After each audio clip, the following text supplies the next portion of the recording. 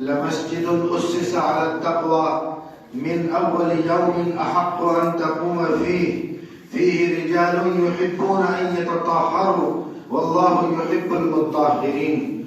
وقال تعالى: وأن المساجد لله فلا تدعوا مع الله أحدا.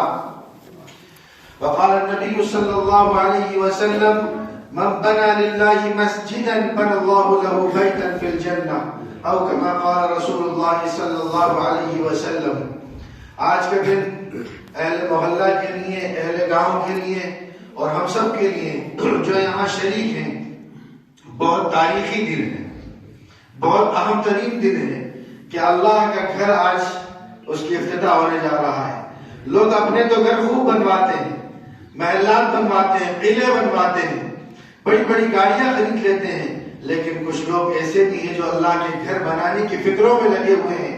یقیناً اللہ کے نبی صلی اللہ علیہ وسلم نے فرمایا: جس شخص نے دنیا میں اللہ کا گھر بنایا، اور وہ گھر بنانا ضروری نہیں ہے مکمل گھر بنانا، اگر اس میں اینٹ لگی ہے، اس میں بجری لگی ہے، اس میں سیمنٹ لگا ہے، اس میں ڈھیلا لگا ہے، وہ بھی اس خوشخبری میں شامل ہے. اللہ کے رسول صلی اللہ علیہ وسلم، ہم سب کے آقا تاجدار مدینہ محمد مصطفیٰ صلی اللہ علیہ وسلم صادق اور امین فرما رہے ہیں کہ جس نے اللہ کی خاطر گھر بنایا، اللہ تعالیٰ جنت میں اس کو محل عطا فرمائے گا. یقیناً وہ تمام لوگ خوش قسمت ہیں جن لوگوں کا اس میں حصہ لگا ہے. خاص طور سے ہمارے سرپرست، اور میں تو راجستھان کا مولانا بستانوی کے اگر آپ کو پکارتا ہوں، خادم قرآن حضرت مولانا ایوب صاحب دامت برکاتہم، جو بڑی محنتوں اور کاوشوں کے ساتھ فکریں کر رہے ہیں اور گاؤں گاؤں ڈھاڑی ڈھاڑی اس طرح کی مساجد مدارس کا قیام عمل میں آ رہا ہے. آپ کی سرپرستی میں 150 سے زائد مساجد الحمدللہ بن چکی ہیں، سینکڑوں مدرسے چل رہے ہیں. اللہ تعالیٰ آپ کی عمر میں برکت عطا فرمائے، آپ کو اور ہمت طاقت عطا فرمائے. ہم تو یہ سوچتے ہیں کہ شاید کہیں ان کے گاؤں میں پیسوں کی برسات ہوتی ہوگی، لیکن یقیناً ایسا نہیں ہے. بڑی محنتیں، بڑی کوششیں، بڑی جد و جہد کرنا پڑتا ہے.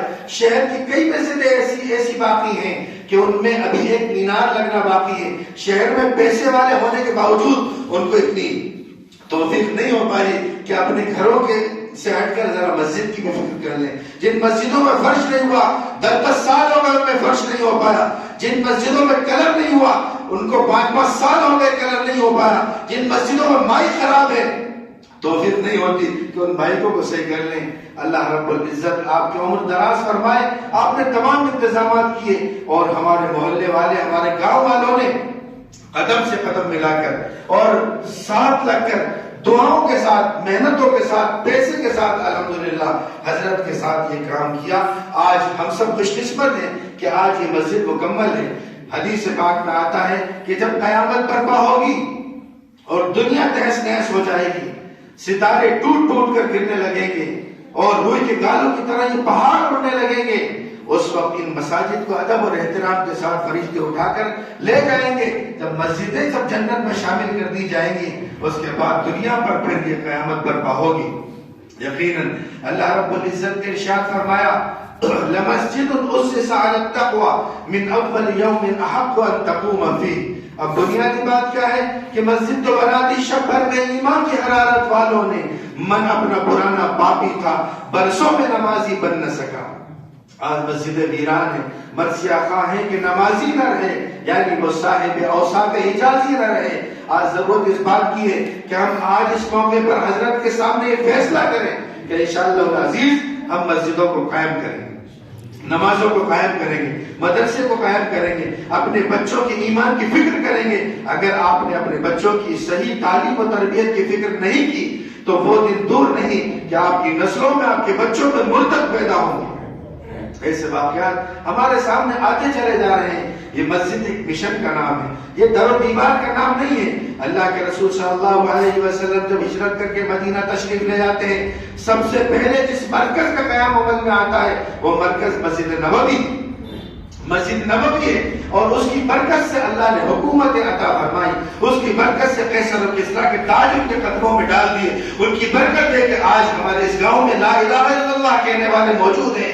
دنیا کے کسی ملک میں چلے جائیے، آج قال اللہ قال رسول کی صدائیں بلند کرنے والے موجود ہیں، اور وہ سب مسجد نبوی کی برکت ہے۔ گویا اس مسجد کی برکت بھی ہے اور اس کا ہمیں اظہار کرنا چاہیے۔ اور ایک روایت میں آتا ہے کہ جب اللہ تعالیٰ کسی گاؤں میں رحمت یا برکت نازل کرنا ہوتی ہے تو محلے کی مسجد میں، اس گاؤں کی مسجد میں برکت نازل کرتا ہے، پھر اس کے بعد وہاں سے وہ تقسیم ہوتی ہے۔ خوش قسمت ہیں وہ لوگ جو مسجدوں کی صفائی میں لگے ہوئے ہیں، باوجود یہ کہ وہ مسجد کے مؤذن اور امام نہیں ہیں۔ خوش قسمت ہیں وہ لوگ جو مسجد کے بیت الخلا صاف کر رہے ہیں، باوجود یہ کہ اس کمیٹی کے صدر اور سیکریٹری نہیں ہیں۔ خوش قسمت ہیں وہ لوگ جو مسجد کی جھاڑو لگا رہے ہیں، باوجود یہ کہ ان کا تعلق صرف مسجد سے اتنا ہے کہ وہ اللہ کا گھر ہے۔ میں اپنے گھر کی فکر کروں گا تو میں اللہ کے گھر کی فکر کیوں نہیں کروں گا؟ یقیناً جو اللہ کے گھر کی فکر کرتا ہے، اللہ اس کے خاندان کی، ان کے نسلوں کی، اس کے گھر کی، اس کی جائیداد کی، ہر چیز کی فکر کرتا ہے۔ ہمیں اس بات کا احساس ہونا چاہیے۔ آج ہمارے معاملات الحمدللہ مسجد تو مکمل ہو چکی ہے، اب اس کی فکر کرنا ہے کہ اسے آباد کرنا ہے، اپنے بچوں کی تعلیم و تربیت کی فکر کرنا ہے۔ ابھی راستے میں ہم دو بھائی ہم لوگ آ رہے تھے تو ایک پروگرام ہو رہا تھا اور ایک لڑکی ناچ رہی تھی، پتہ نہیں مسلمان تھی کہ غیر مسلم تھی۔ بہرحال آج حالات ایسے ہی کہ ہماری بچیاں ایسے ماحول میں پروان چڑھ رہی ہیں، ہمارے بچے ایسے ماحول میں پروان چڑھ رہے ہیں کہ ایک محمد عربی کے ماننے والی کی بچی اور وہ ناچ رہی ہے اور سینکڑوں بے غیرت لوگ اسے دیکھ رہے ہیں۔ اور اس کے علاوہ ہماری غیرت کہاں چلی جاتی ہے جب ہم فلمیں اپنی بچیوں کے سامنے، اپنے بچوں کے سامنے، نوجوان بہو کے سامنے جب بیٹھ کر دیکھتے ہیں، ہماری غیرت کہاں چلی جاتی ہے؟ اپنے احساس، اپنے دل کو ٹٹولیے اور دیکھیے اور سوچیے اور سمجھیے، ہمیں مرنا ہے، اللہ کو جواب دینا ہے، رسول اللہ سے حوض کوثر پہ ملاقات کرنا ہے۔ ہم اپنے حالات کو تبدیل کریں اور فیصلہ کریں کہ انشاءاللہ العزیز ہم اپنی زندگی میں تبدیلی لائیں گے۔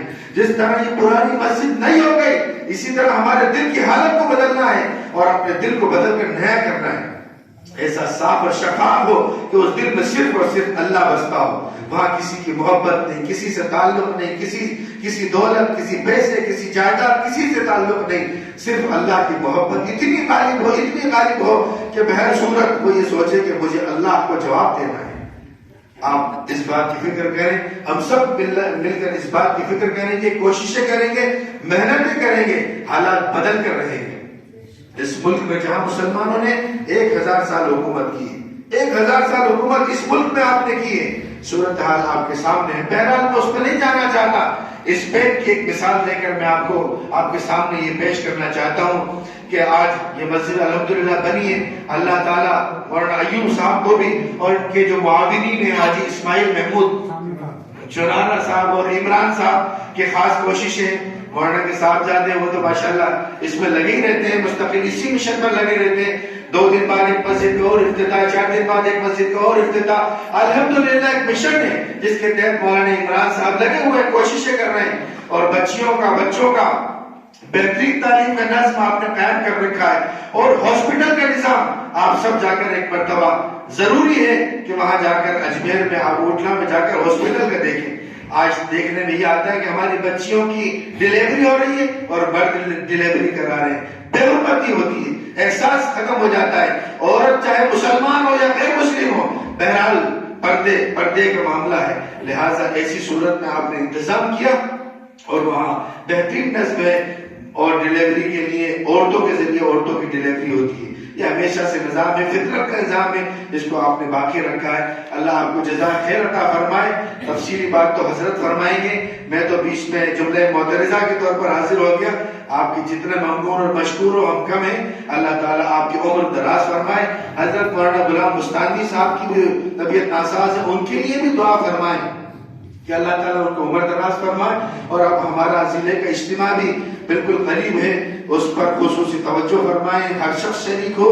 3، 4، 5 تاریخ میں یہ ڈاڈا ترکی گاؤں میں اس بار طے ہوا ہے، اس میں ہم سب مل کر کوششیں کریں، اپنے بچوں کو لے کر جائیں، ہم خود پہنچیں اور خدمت کریں، وقت لگائیں اس میں۔ اللہ تعالیٰ ہماری خدمات کو قبول فرمائے۔ جزاکم اللہ خیر، احسن۔